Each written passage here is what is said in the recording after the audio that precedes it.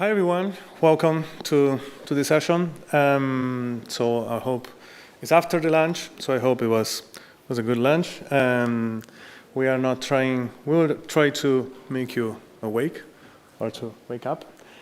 So basically what we'll be talking, this is a joint talk, session, workshop, tutorial, will be between myself, I'm Ezequiel Lanza. I'm an open source AI evangelist for Intel. And I also have a role in the LFI and data. I'm the tech chair. And I will be with Andreas, ABK, most known. He's from Neo4j, and he will be doing a great workshop tutorial about graph rags. So the main idea of this talk is to start introducing and to talk a bit about Edge, about RAG, about deployments. And probably 40 minutes or 35 minutes, ABK will be going deep on the graph rag. In case if you are not familiar. How many of you are familiar with graph rags? Okay, so we can talk about other things now. Okay, good, nice, all right.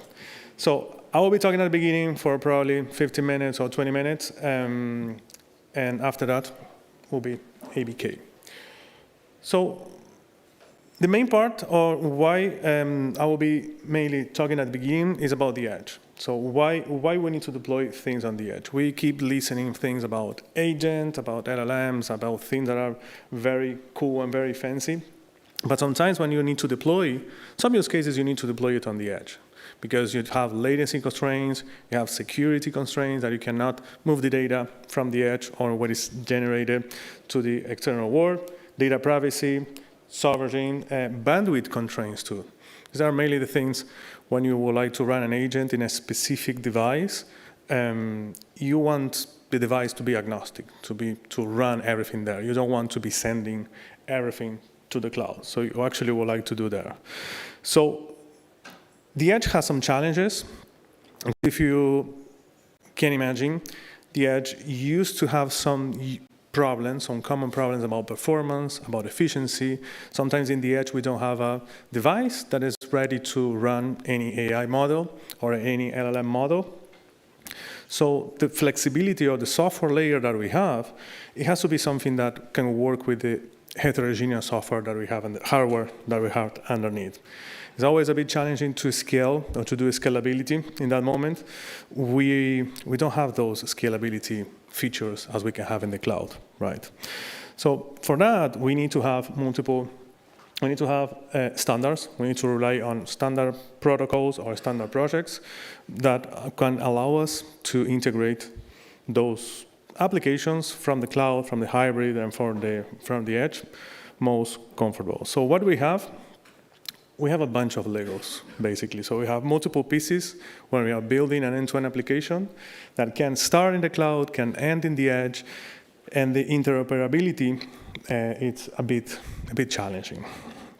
So we would like to have something that can help us to build those multiple pieces.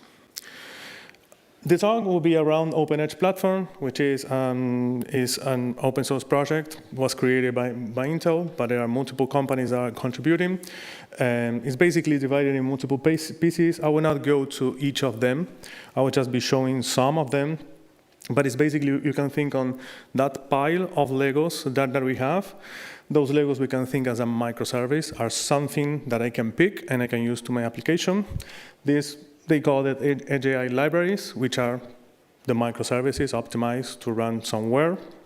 And the Edge AI suite are basically the sample applications. Again, when we talk about the Edge or the GenAI deployments, sometimes it's not just one container, it's multiple containers. And in the Edge, you have multiple things like MQTT. You have those different algorithms that basically allow you to connect with the Edge. So the Edge AI suite, what it gives you is this sample application or a Helm chart or a Docker Compose file that will allow you to create those applications. As an example, and these Edge AI suites are very oriented to use cases or to vertical. Most of them were created together with some companies. There are tons of retail use cases. There are tons of multiple use cases that were created by the companies. And together, we define what is the best way that you can deploy those applications. And there are two more, which is Manageability Framework and Microservice Toolkit. These are, you can imagine, we have the upper layer, where are the containers, the libraries, the microservices, but in the lower layer, you need to run these models optimized, for instance. You need to run something very specific for very particular hardware, and that's very what the microservice toolkit are those pieces that are specifically for each particular silicon. Sometimes you need to take advantage of the hardware. So how you take advantage is with this part of toolkit that gives you those tools so you can use it. The manageability framework goes a bit more in detail on real deployments. In real deployments, there are confidential computing, there are security, there are multiple things that are related with that. This is a manageability part of the project that gives you the orchestration of these actual deployments. So to go with the first one, I will dive a bit. So it's on the repo. I will put the link. I should have the, yeah, if you Google Open Edge platform, you will see there the repo. And the repo is divided. I will first show the Edge AI suites, which is all the microservices. And these are the 4 use cases for manufacturing, for Metro AI, which is called by safety, security, retail, for instance, self-checkout. There is something really cool which is called robotics. It's a preview release. Now you might see that there's a lot of robotics out there. It's like the new wave. Like, it's not just a chatbot. Now you would like to see a robot. You would like to see like a person. And that's it's way related with the edge because the robot can be an edge. So that's basically, there's one part that specifically talk about that.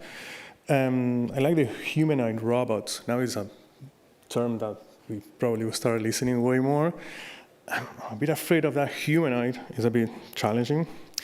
But if you go there are those examples. The libraries are basically the microservices. You have the microservices, you have the libraries, and you have sample applications, which is what we'll be deploying later. And the libraries, for example, and just to show one example, in that case, I'm showing the data preparation, if I'm not wrong. Yeah, the data preparation component. When you're using RAG or when you're using, yeah, this is basically for RAG or for agents, you need to clean the data. You need to pre-process the data. So in the world of cloud native, this is a container. So you send the data and you get the data cleaned. Or you send the data, the microservice does the pre-processing, does the chunking, does everything, and store that in a vector database, for instance. That's basically one component. I didn't want to go to all of them, of course, but imagine that you have a bunch of containers that you can use it itself, and some of them, or most of them, have this part of the optimization or the quantization, because the model has to be optimized to take advantage of the hardware and so on. So all of those components are being optimized. So I will be showing 2 use cases, and I will finish with a RAG use case. The first one is, if you go to Edge AI suite, there is an image-based video search. This is a use case that is growing in the usage recently. This is the QR code, right? So you have multiple components and multiple pieces. One piece is, the main goal here is you have a video, and you would like to ask to the chatbot, tell me when a cap appear on the video. And the chatbot will give you the exact moment when the cap appear or when something appear, and will give you like a transcript and will give you the exactly metadata when that thing appear. It sounds very simple, but there are 2 pieces similar as RAG. You have a part which is the video analytics, which uses a feature extraction. When you have a VLM that's actually understanding what is happening on the video, is getting the metadata, and is saving that metadata together with the video on a Milvus database. So it's extracting the features or the things that are happening. It's understanding what is happening on the video. And the second part, which is actually when you are talking to the chatbot, is when you are making a question, and there is another thing that is going to that database and is extracting the most similar documents. This basically is a similar on RAG. You will see in blue, yellow, and gray how those microservices are optimized. For instance, the ones that are more related with compute intense, you will have an Intel version or an Intel option that makes it run faster. And the other ones, the application specifics, these are specific for this application. Some microservices, for instance, can be used on multiple applications, on multiple examples. And the gray one is when it's a third party. This is not just something that works for Intel and everything. Some components are third party, like Milvus. It integrates with multiple databases. In that case, it's integrated with Milvus. But I will not go there. I will show the RAG example, which is actually a RAG example. How many of you are familiar with RAGs? Cool, I don't have to explain what RAG is. Cool, so you know when you're doing RAG, you have the embeddings, you have the LLM, you have the vector database, you have multiple pieces. Have the Grafana, the open telemetry, the re-ranker, the embedding, and so on. Each of those components is a microservice in this kind of solution. But it also gives this kind of edge concept. Right? So you have some components that are related with open telemetry. There are some visibility, observability that give you this example. And actually, I would like to show this. Okay, this is actually the repo. The microphone is a bit weird. Okay. This is actually the repo. What I did was, if you go to the libraries, you will see all the microservices, as I showed before. And you have sample applications. In this case, there are chat question answer, which is the RAG.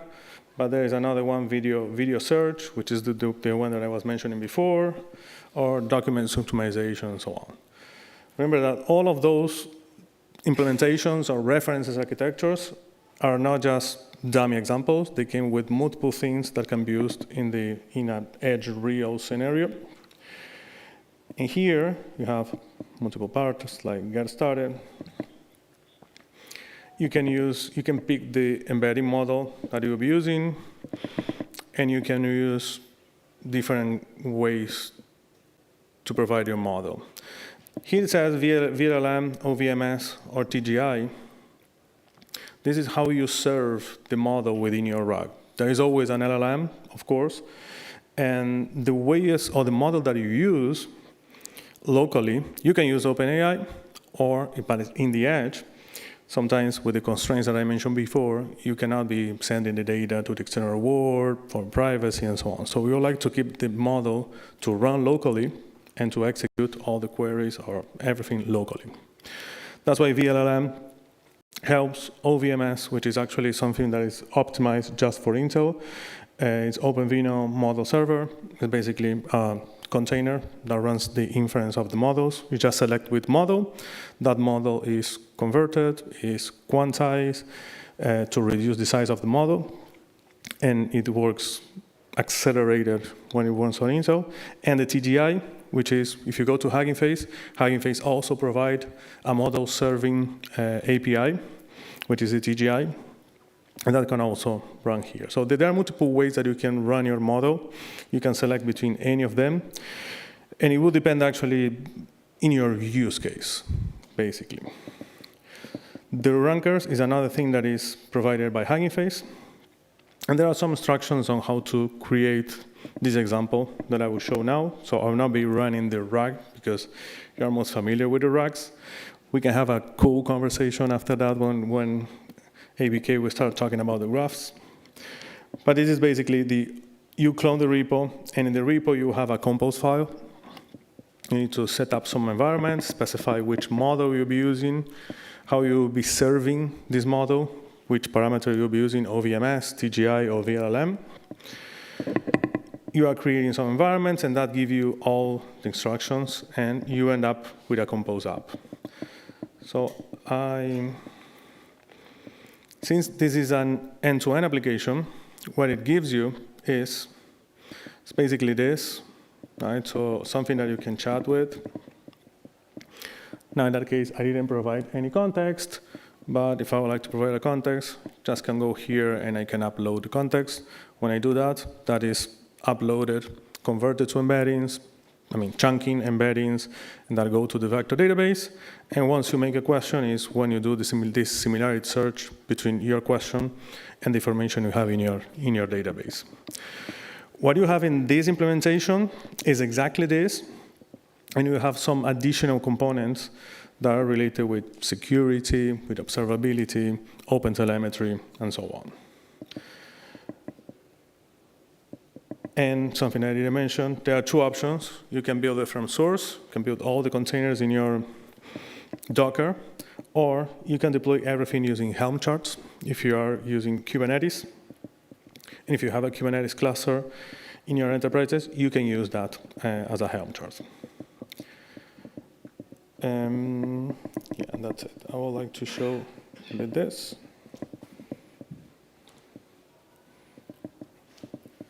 All the AGI suites that I mentioned, these are all the examples, and you will see some of the components that you have. Smart parking, smart intersection, fusion. There are tons of things with VLMs and robotics. Right, so if you like to take a look, it's actually something that you can deploy that's very cool. All right, so I will say that that's my part. I will give you 40 minutes, which is a lot. So this is an open source project, so if you like to be involved, you can follow the project, you can clone and run and test those examples. You can also contribute to the project. Those examples that you see, the AGI libraries or suites, were created by Intel together with companies, but if you like to contribute any robotics or humanoid example, you can also provide it. You can also contribute it. There is a blog that explains what OpenEdge platform is in Medium, and the QR code that leads you to the GitHub. Thank you. Thank you so much. And now we'll be talking about something cool, something interesting. Thank you so much, Easy. Hello, everyone. So there's going to be two parts. We're going to go through here. If you happen to catch me this morning, I talked through this multi-agent system, and I touched briefly on the GraphRag part of it. I'm going to spend a bit more time in this session on the GraphRag part of it, and at the end of this session, I'm going to try to run the multi-agent system that I talked through this morning, and demo time, hoping the Wi-Fi and everything works out for me. We can see what that's like live. And depending on how much time we've got, I'll also then flip over to the GitHub repository related to that multi-agent system, and we can look through some of the key parts of the code. Okay, so that's the overall plan. And actually, before I do into this part, quick plug for the GitHub repository. If you're curious about the code I'm going to be talking about, you can jump out to neo4j-contrib. Let me make this bigger. That's not helping the top part here. If you can really read that top part, it's neo4j-contrib/agentic-kg. That is the project, that is the multi-agent project that I will demo later on, and for which, just as of yesterday, there's this lovely deep learning course with a dude with a lovely shirt and just like looks a lot like me, right? Right? I'm like Popeye. This is the only thing I wear. You'll see me in this all the time. For all the details, take the course. The course has got lovely notebooks that take you all the way from introduction to graphs to using Google's ADK, which is what the toolkit we use for building the multi-agent system, to step-by-step all the key agents, why the agent works, how they all fit together. This GitHub repository is kind of a reconstruction of the multi-agent system, since the notebook version of it is obviously not super linear. It is super linear. It is not super interactive. So in this repository, all that gets put back in together into a multi-agent system. You can see at the bottom here that I have a to-do list of things to actually complete all the work. happy to have contributions for that as well. But first, let's talk about graphs and GraphRag.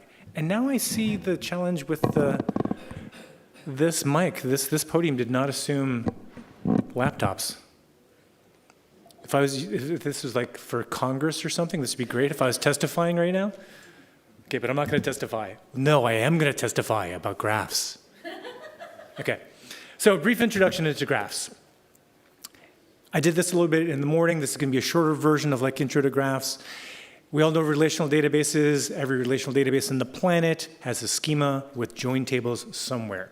So if you had people with assets, there would be a join table from the people to the assets. To turn that into a graph, you would look at a subsample of the set, right? You'd be like, okay, if you had some person on the left, you want to find out what assets they would have, you would join through the join table to get across, of course. To think about this as a graph, you really just ignore all the other things and realize that these are just direct connections. And in fact, each of the join table records are a convention for what in a graph is a formal data structure called a relationship. So for all those records in the middle that were records in the join table, replace those with relationships, and that join table has now been turned into relationships, and now we have a small little graph of people that own assets. This is the shortest version of relational to graph probably you'll ever hear. Okay. Along with having a graph database that can represent this kind of data structure, we have a query language called Cypher. Cypher takes the idea of pattern matching, which we all know and love from regular expressions. Right? No, maybe, kind of, right? We're all happy when we're done with a regular expression, at least. But we also appreciate like the kind of power that's there, right? Like if you, while you're working with it, you realize it's pretty awesome, like what you can actually express in this tiny little language. Cypher is a little bit nicer as a language to work with, but it has the same notion of like what you're really doing is describing a pattern, but the pattern you're describing is not about character level stuff, it's about data record level stuff. So a pattern that describes from a person through these relationships to these assets. That's what this match is on the bottom. There's a match clause that then looks for that pattern, and then you can do stuff once you found the pattern, return the results, aggregate over it, whatever kind of stuff. So GraphRag then takes that graph that we just built, this very small graph, and says, okay, if you're going to do RAG, which is retrieval augmented generation, for the R, just assume you've got a graph, and voila, you've got GraphRag. Any database could say that. You could say, okay, well, I'm going to do Elasticsearch RAG. Just replace the R with Elasticsearch, and now we've got ElasticRag. Cool. What's really interesting about GraphRag is that it's not just, hey, I'm doing RAG with this particular database. It's what, because you have a graph, what is possible to retrieve, how you can retrieve things. There's not just a single strategy, there's an entire family of strategies, and I'm going to talk through a little bit of that. But first, backing off for the simplest version, which is if you did basic RAG, and this is what you would do if you had a vector database. You take a bunch of text files, you chunk them up, and for each of those chunks, you calculate a vector embedding. And this is the RAG you've refused to explain. Here's the one slide version of that. And then you've got these chunks, you've got vector embeddings, you can calculate a vector embedding for the user's question, do a similarity search, figure out which chunks are similar, all good. We've all done this by now, probably, right? Who has not done this? Okay, good, that's what I thought. With GraphRag, you take just one little extra step. That chunk 2 might have actually had interesting information about it that is very particular, like it might be talking about people. So it might be people, products, things, anything you might find in there. Subjects, as we think about it in normal everyday language. So there might be subjects within the text that are interesting about that text. There's a process you can do after you've done the chunking where you can ask an LLM to look through the text and let you know what's interesting about here. What are the people, places, and things that occur inside of this text? To turn it into a graph, you can then take advantage of that extraction that just happened and say for each one of those things you found, turn that into a separate data record. Now, that seems kind of pointless until you take yet one more step and say, okay, now that I've pulled out some people, places, and things, you ask another question. How are those related to each other? Are they connected at all? If I was in the data set and I like coffee, will you find out that there's ABK and a coffee node, and now you can say that ABK likes coffee by just connecting them. So if you do those two things, extract some things, extract people, places, and things, and then figure out what the facts you can know about them, how are those things related, you have now connected from unstructured data into a little bit of structure that we would call a knowledge graph. And the advantage of this knowledge graph now ends up kind of filling in some of the gaps that you get out of a basic similarity search. For instance, if you asked a question about, who loves coffee, if in chunk 2, ABK was there and ABK loves coffee, I would pop up. But if there was other things you asked about, ABK that weren't in that chunk, you wouldn't find them. So it would be an incomplete view of ABK. But because you know ABK is interesting in the question, and there is an entity called ABK, you can go to the entity ABK and then fan out from the entity back to the chunks and find out not only does he like coffee, but also, he lives in England, he spent some time at a company called Neo4j, all those things that might be in different chunks, the complete context of who that person is who happens to like coffee comes back. Okay, now people liking coffee is maybe not super useful for all RAG applications, but the basic idea is that for a user's question, the relevant information might be in multiple chunks that are not similar to the user's question. Because often people ask things where they don't know what they don't know. It's the unknown unknowns, right? And for naive user questions, you want to give them extra context about what they do know, spread out a little bit into the related context, use all of that to provide an answer, you'll get better results. This is the smallest part of creating a graph you can do, the to-do graph RAG that will improve results. Okay. So this is graph RAG.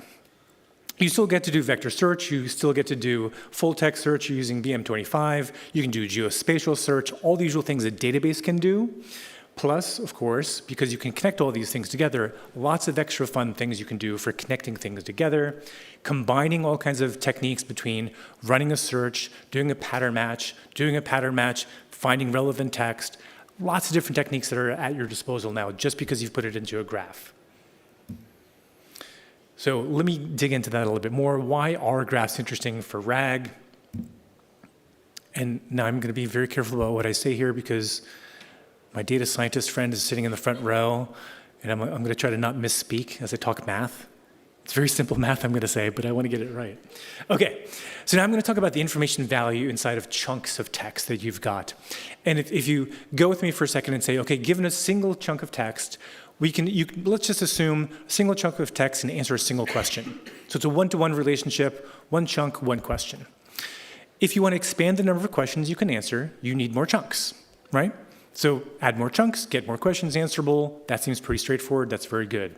10 chunks, 10 questions, 10 answers. Awesome. The information value of that is directly proportional to the number of chunks. If you, on the upper bounds, connected all of those chunks, something interesting happens. It isn't just that the chunks are connected and like getting one chunk, you can get more context. That's already a benefit. That's nice. But every time you connect two chunks together, you've actually added information. Now, it's not just that there is a chunk ABK and there is a chunk coffee. ABK likes coffee. You can think about that on the chunk level as well. It doesn't matter at what level you've done the chunking. If you take two chunks, you can figure out how they're related and get new information out of that. You can basically synthesize information out of that. The simplest way to do that is either by entity extraction. Another technique people use is by doing summarization. So on a pairwise basis, you could easily take every single pair and do a summarization of how these pairs are related or how they're not related. You can answer positive and negative questions out of the same data set. This gets you roughly, this is n times n, which is n squared, right? Simple math I can even do. Maybe ChatGPT could do this too. Now, for the same 10 chunks, you don't have 10 answerable questions, you have up to 100 answerable questions, just by doing the littlest bit of graph. You can continue. Rather than just doing pairwise, you could do every pair, every triplet, every 4 things, every 5 things, every 100, all the way up to the entire thing, and at every level, create connections, create what are called communities, summarize those communities as well. And now the number of answerable questions is proportional to 2 to the n. I'm getting a head nod. That's right? Okay. Okay, and I'm showing it as a cube here, which is cheating. That's not quite right. Okay. But so actually, so this is an upper bounds for sure. But what's awesome about this is even though this is an upper bounds, in practice, you're going to get much better than just the original 10. You're maybe not going to get 1,000 or whatever, like, the 2 at the end would end up being for the data set you've got. But clearly, you're going to get much more value out of the same set of data. Many more questions that can be answered just by putting it into a graph and actually presenting, using the graph for answering questions. Okay. This is the entirety of GraphRag. Every research paper you read, I don't care who wrote it, when they wrote it, where they're from, what their background is, they explore basically this problem space. They think about the information that's available, how putting it into a graph can be used for extracting more information out of the information that you started with to answer more questions. So whether that is communities, whether that are passed through the graph, like from me, ABK, to you there, in the second row, how are we related, on to like many of us, how are we related? All these things are basically graph problems that you can take advantage of inside of RAG. All the papers explore this. And as I say, guys, I guess down there at the bottom, along the way, there are classic computer science questions to ask yourself. You can either pre-compute all possible answers, and then everything is just a lookup. Super great, super expensive, super storage intensive as well. So maybe you don't want to do that, but you always have to decide, do you go ahead and pre-compute things, take advantage of the storage, and pay the cost up front, or do you pay the compute time later, hoping that you get responses fast enough? With a graph database, you can lean more on the compute time, and so you don't have to worry about pre-calculating everything. Okay, I will briefly talk through 3 sources of RAG, and actually I'm going to do a quick time check. What do I have, 20 more minutes? 25, luxurious. Okay, so I've already hinted at this a little bit. Of course, you can start with unstructured data. Unstructured data is where many people who are doing RAG, we all start here, Markdown, PDFs, whatever it might be. This is classic RAG, that kind of data. You can take advantage of this, turn that into a graph all by itself, already get a lot of value. You can also take structured data, of course, because it's a normal database thing. So anything you might have stuffed inside of a relational database, you can stuff that into a graph database instead. And because the graph database has this lovely flexible schema, it's super easy to take this traditional database representation of structured data and then mix it to, I'll go back one if you want to take a photo. No? No? Okay. You could then imagine that exactly as I showed earlier, you might have structured data and unstructured data, and you can dynamically actually create a new schema that connects those things. So based on the unstructured data that you have, you can connect that however you want to the structured data. This is one of the tricks that a graph database has in its pocket that you can't really do with a relational database very well. If you don't know already how you want to represent your schema, you can't on the fly create new schema. With a graph, it's totally cool. Okay. In natural form, mixed data shows up if you've got any kind of a CMS. Actually, there's a lot of cases where you've got a lot of text data plus metadata around that. That is a natural form of mixed data that you can import directly, or that is something that derives or really falls out of having a combination of structured and unstructured data. Okay, I'm going to run through a quick example, because then I want to get into some code demos, and then I'm happy to take questions as well. So this is the example I've been using for probably too long now, if I'm honest. But it's the SEC financial data. The SEC is this financial body. Actually, I'm sorry. I think it still exists in the United States, but I don't know. Has it been cut yet? Does it exist still, the SEC? I don't know. Okay. There was a time when the SEC was a thing in the United States, and its job was to regulate the financial markets. So if you're an investor or you're a publicly traded company, on Wall Street, on the stock exchange, the SEC cared about what you're doing. So they have public data sets that are available, both for what are called institutional investment management companies. So these are companies that have portfolios, I don't know what the threshold is. It's like 10 million, 100 million plus dollars that they invest. If you do large investment like that, you have to let the SEC know what you're investing in. So there's that. Those folks have to file these Form 13s here. That's what that is. The Form 10K is if you're just a normal public company that are trading on the stock exchange. You also have to file a quarterly to say what your current challenges are in the business. The idea of this is that all investors want to know What does your current market outlook look like? What are the risks? What are things that are going well? All those kinds of things get reported so that all investors can know where to throw their money away. I'm sorry, where to invest their money. It should all be in Bitcoin now, right? No. Okay, so with this data set, strategically, this is something I always recommend for folks, and it's part of the nature of like having a dynamic schema inside of a graph database. Don't try to plan everything up front. Don't worry that you have to have a complete comprehensive model of the entire world. Start with a very small graph that represents just enough to do something useful, add to it over time. So start with what I'm calling here the minimum viable graph, and then iterate on that. And the way that you iterate is you add a little more data and you connect it to what you've got. Add some data, connect it, add some data, connect it. A graph grows over time. In the SEC filing data set, we're going to start with the unstructured part, which is the Form 10K. That starts off with chunking, as we always do. So chunk up the text. Each of those chunks turns into a node inside of the graph. That node also then gets a vector embedding added to it, all still within the graph. And so now you have these chunks that you can connect to each other, at least, for the smallest possible graph, which ends up being a linked list. Not very exciting as a graph, but it's, technically still a graph. That's good. You've got nodes and relationships. And this will be your minimum viable graph for this data set. You can already start to do some queries with that. You can take advantage of the sort of linked list by having context window that is dynamic. So once you found a chunk, you can decide how many chunks before and after to go out, because that's easy to do with a linked list, which is exactly what I talked through here. And if you're building an application, of course, you could let the user page through the actual raw text rather than just showing a summarization. So you get some nice benefits out of this.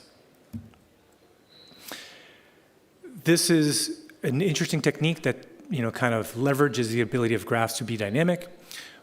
And aside from just having the chunks themselves and a linked list of the chunks represented inside of the graph, you can recreate the document structure.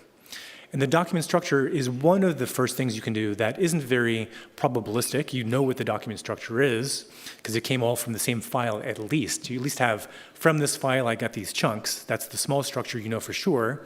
But you might have chapters, you might have other sections that are very clear and defined. Each of those also gets turned into different parts of the graph. And for each of those levels, you can do the same thing that we did with the chunks. You can create a vector embedding. First, you have to calculate a summary over that part of the document, then do a vector embedding on that. And then at any level of the hierarchy, from the individual chunks to the sections, to the chapters, to the entire book, you can have summarization over all of those. Again, deciding, depending on what you started off as a data set and what you're trying to do, this is an option for you.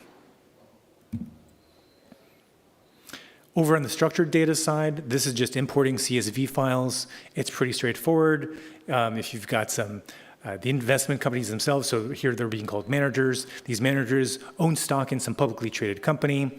These just get imported just as you would in a relational database. Every column in the CSV becomes a node inside of the graph, fine. And also then the own stock in is just a mapping either from a foreign key relationship or because you have a separate mapping CSV as file as well that says this company invested X number of dollars into this other company. So with the companies and both the investment companies and the publicly traded companies, rather than doing a vector embedding on those, which wouldn't be super useful, you don't really care about similar named companies. What you care instead about is doing full text search. So go ahead and add a full text search index onto these as well, so that it's easy to get misspellings of a company name when people are doing their natural language queries. Again, taking advantage of all the different kinds of searches that are available, because we know that we have location data available for where these companies are based. And if you're doing interesting analysis on who invests in which companies based on location, okay, you can pull that out into the graph as well. Pull out what the address is. And the address itself, you can have that backed by an index. You can do geospatial searches. So for companies that are within X number of kilometers to Amsterdam, you can ask those kinds of questions. And because it's inside of the graph, you can either do geospatial questions or you can do pattern matching for doing locations as well. So people who co-occur at the same location, it's a very simple pattern match. And so rather now than getting geospatial like X number of distance away, you're at the same location.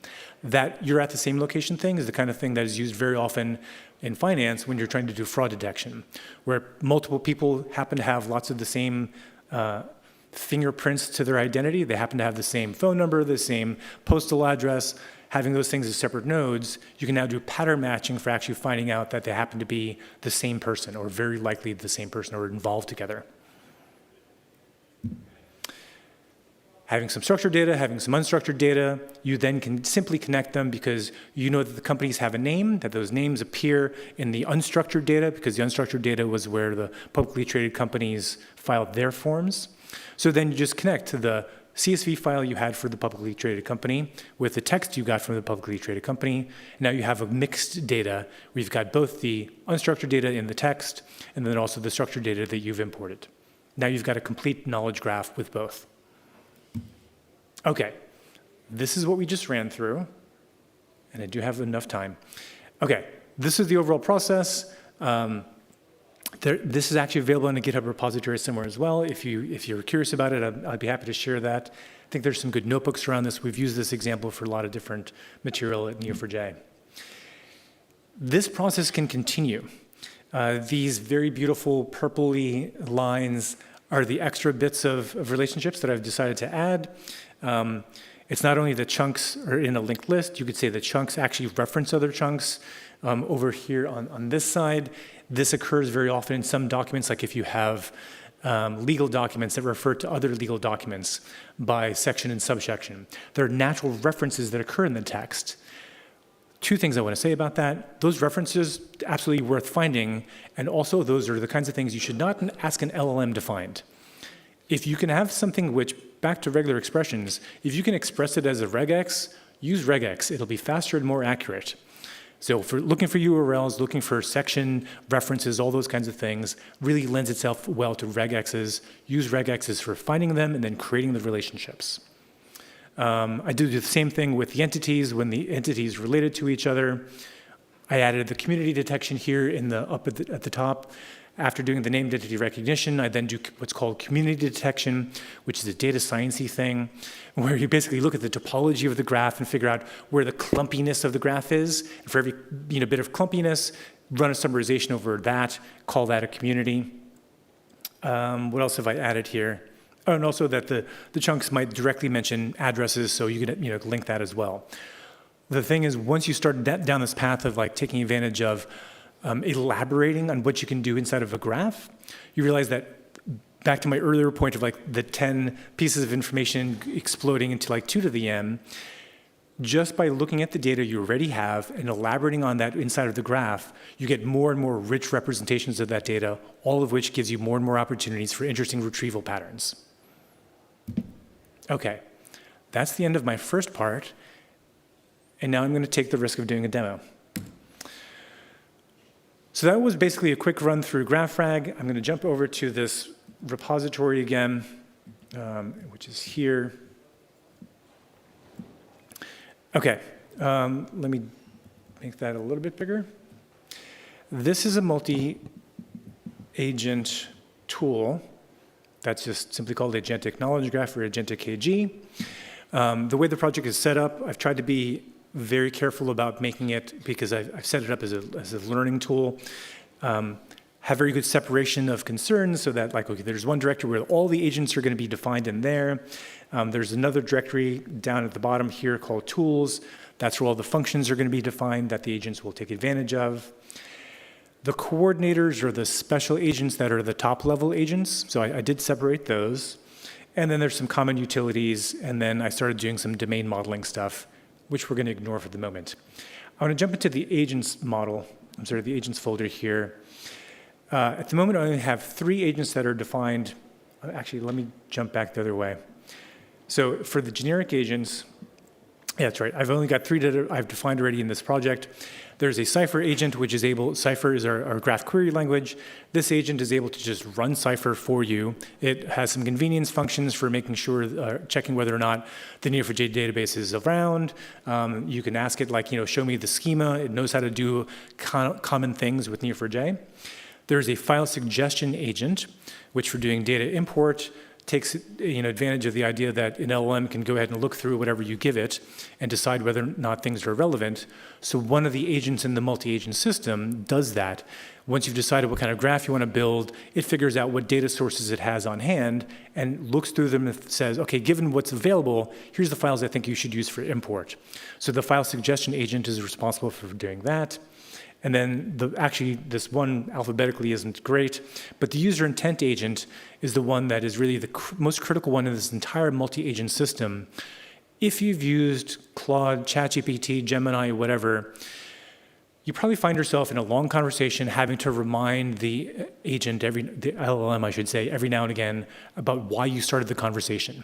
Right? There's a little bit of a drift that happens sometimes where it loses its way. And you're like, hey, don't forget, the whole reason I'm having this conversation with you is X, Y, and Z. Here in this multi-agent system, I ran into exactly that same problem. The most important thing that I had to repeat with each of the agents was, here's the user's goal. We're trying to build a product graph or a movie graph or a whatever it might be graph. And so for every sub-agent, that is the first thing I told each of the sub-agents was, we've already established what the user intent was. There's an agent dedicated to that. Before you do your work, figure out what the user was asking for, and then make sure that the work you do is relevant for what the user wanted. Otherwise, agent after agent after agent, they go a little more away and a little more away, and they kind of wander off into uselessness. So every moment that you've got an opportunity to remind the agent what they're doing, take advantage of that. And actually, I should say, there's two ways that this happens. For both of these agents, the file suggestion and the user intent agent, the user intent agent is used for kind of subjectively keeping you on track because what did the user ask for might be a little less precise. The file suggestions are very concrete. Here's what I think you should use. Here's 12 files that I think are relevant. Those get saved into what here in this multi-agent system is a set of rules get saved. So there's rules now that say here are the files to use for doing the construction so that later agents don't get to make up new files. They don't get to pick new files. When they're told to do their work, you can verify that before they do their work, they're using files that have been defined. This is really great. You should take advantage of this no matter what you're doing within agents. Look for opportunities to have things be concretely expressed and then repeat those later points of the state of any kind of workflow. Okay, I'm going to pop back up for a second and actually, no, I'm going to go over, okay. Do I have a diagram for this? I'm going to see, I should have it here somewhere. This is the top level diagram for the multi-agent system. Earlier this morning, I walked through the whole thing. This is basically a hierarchy of agents. The top level agent is this knowledge graph agent. It has this second tier of agents that have specific areas of focus. There's a workflow for structured data import, a workflow for unstructured data import, and then finally, having created the graph, a graph rag agent that does the actual querying. All of those, again, all the work that happens there, the most important thing is establishing what the user intent is, all the way from creating the data to reading the data. If you don't know what the user is trying to do, you get bad results. One thing I want to call out here, just to be very clear about it, those big fat arrows are the output from these workflows. So I don't ask these agents to go off, use tools, and do work. I ask these agents to go off and make plans, not to do the work. I want their plans to then be presented to the user interactively. So like, hey, here's what I think you want to do. Here's the files that I think are appropriate.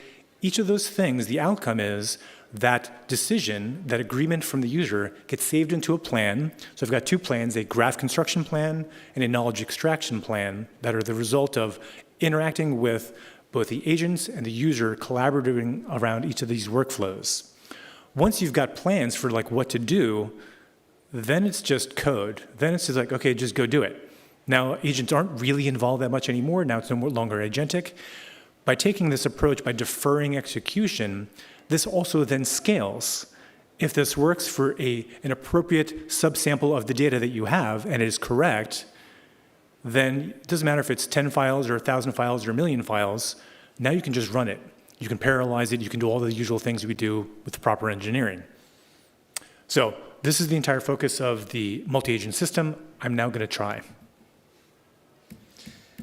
And okay, I left it running, which is probably fine. And I'm going to make this a little bit bigger. Yeah. And so there's two agents, there's two multi-agents in the multi-agent system at the moment. I might cut this down. This one single agent system, all it does is directly interact with Neo4j with the graph. In this session that I had open, while I was sitting there trying it out, I asked it things like, is Neo4j ready? And this top-level agent here, and this is Google's ADK, by the way. This is not a UI that I created.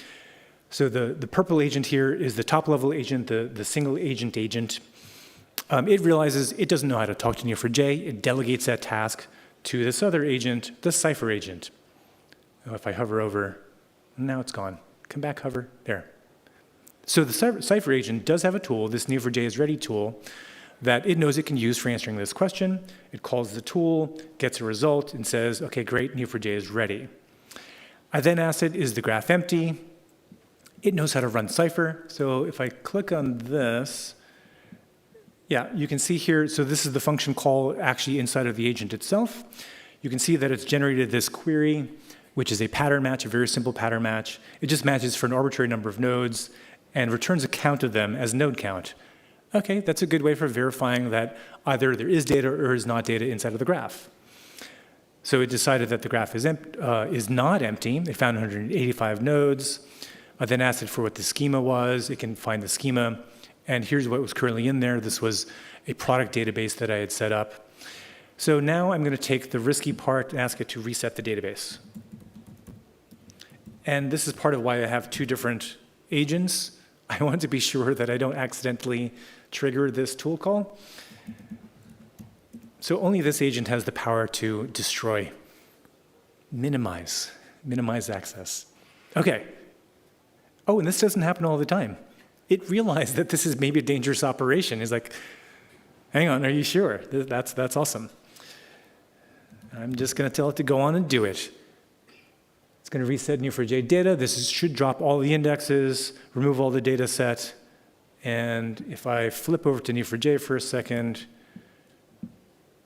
and do the same thing, it's the whole trust but verify thing. I'm not going to let it run this.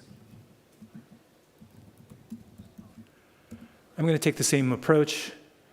I'm going to match for all records inside of the database, return a count of those records. I've got 0 data in the database. The database has been reset. Okay. Now the speed run of actually trying to get it to generate some data. I'm going to switch from the single agent system to the complete multi-agent. And it has created a new session, which is great. I will start off with the traditional hi. It wants to help me with knowledge graph construction. That's good. I want to create a bill of materials graph. Thinking. It knows it can't answer that. It hands over, which agent did it choose? It handed over to the file suggestion agent. Okay, that was a bit premature. But the file suggestion agent, in its instructions, knows that it should not do its job until it's gotten the user intent. So it has then transferred to this, the user intent agent. Okay, so it bounced around a little bit. It made one bad call delegating, but then it corrected itself, went over to the user intent agent and says, okay, well, what do you really want to do with the bill of materials? This is exactly what I want. I want to do root cause analysis. Sometimes that's not enough justification. Let's see if it'll accept it. Okay. So it thinks it knows the kind of graph I want to make and also the description of the graph. Now notice that this is kind of a structured response. It says kind of graph : and description : That's because the job of this tool is to call another tool to actually save into the construction plan, here's the user intent.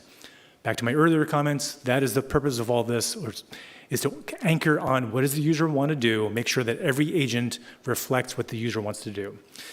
This looks good, so I'm going to say yeah. It set the perceived goal. Oh, that should have happened in a different sequence, but okay. It set the perceived goal and then went ahead and straight ahead and improved it. This setting the perceived goal, there's some prompt engineering that's going to go on here. That should have happened coincident with this, like at the point where it's actually offering me what it thinks it's going to do. Exactly at that same point, it should have used the tool to actually say, here's what I've perceived. So that needs a little bit of tweaking. But it finished, not only did it do the approval, it then realized, okay, my job is finished, hands back off to somebody else, got bounced up to the top level agent, who then decided to hand off to the file suggestion agent, and the file suggestion agent went straight to work. It knew what the user goal is, and it knows what its job is to suggest files. So it went ahead and got a file listing, and based on the file listing, went through doing some sampling of the files to look at the content. This is what you would do for data engineering. Based on what it found, it then calls another tool to suggest what files it thinks are appropriate. And then rather than directly present that to the user, it uses another tool to get the suggested files, to make sure that it has actually been saved to the construction plan, and then present that to the user. So it found products, parts, suppliers, assemblies, and a mapping between parts and suppliers. That looks great, and I will approve that work.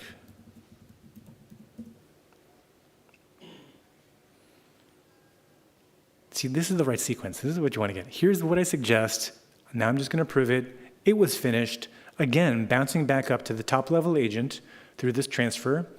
And then that transferred down to the schema proposal agent, which really could use a different color.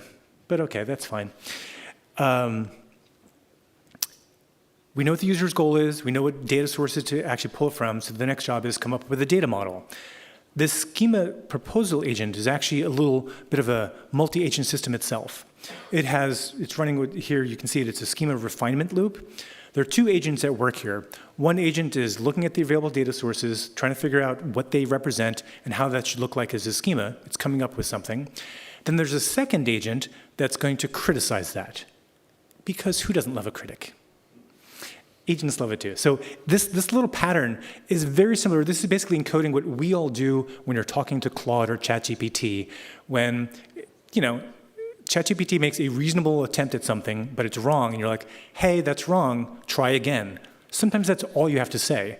And of course it's going to say, oh my God, you're a genius for having seen through my mistake, and of course I'm going to correct it. But that happens all the time. So of course, when you get to this point, like doing something like data modeling, there could be a perfectly reasonable looking data model to the LLM, but having just another LLM criticize it, saying get a little bit of pushback, improves the overall quality. So that's what happens in the refinement loop. Two agents go at it for a limited number of cycles, and then the output of that ends up being this proposal. And it's not the schema itself, but the schema that gets designed is encapsulated inside of this construction plan. So it says, here's my construction plan for nodes. I found products from the product CSV, good. Parts from parts, suppliers from suppliers. This is all good. Assemblies from assemblies. And then it found some relationships. It's got the part-supplier mapping. It realized that that goes from supplier to part. So this supplier supplies this part. That sounds good. This product has an assembly, also good. That was hidden inside of the assembly CSV. It had to realize that that was the right thing. Not only was that a connection inside of this CSV file, but the direction of the connection, I will say, sometimes confuses it. Sometimes it reverses who assembles what. Sometimes it thinks the assembles is the top level thing. So it can make mistakes even at this point, even after all the criticizing. And then the assembly contains a part. This is all correct. I'm going to approve this as well.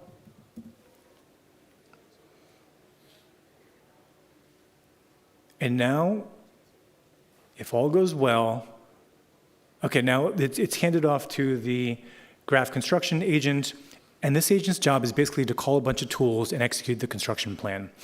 So what's happening here, as you can see, it's creating some uniqueness constraints. Those are basically the standard thing you see in databases. And then based on the construction rules, it's going through building all those rules. It then uses get physical schema to get the schema that was created to validate that it did the right thing. And this I'm curious about.